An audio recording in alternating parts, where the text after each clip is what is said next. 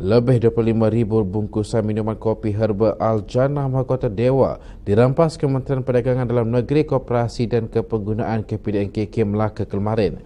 Rampasan dianggarkan bernilai lebih RM54,000. Timbalan Pengarah KPDN-KK Melaka, Hamzah Mahadi berkata, serbuan dibuat selepas aduan diterima daripada pemilik produk tersebut. Hasilnya 3 premis dikenal pasti menjual produk tiruan berkenaan menggunakan cap dagangan palsu.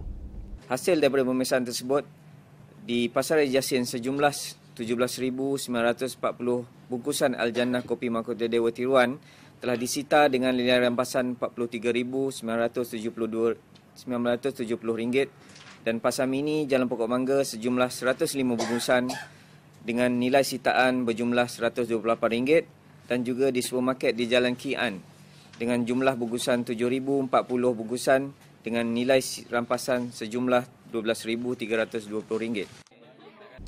Berdasarkan invoice pembekalan kepada perniagaan itu, tindakan susulan telah diambil untuk mengesan pembekal, namun premis berkenaan tidak pernah wujud.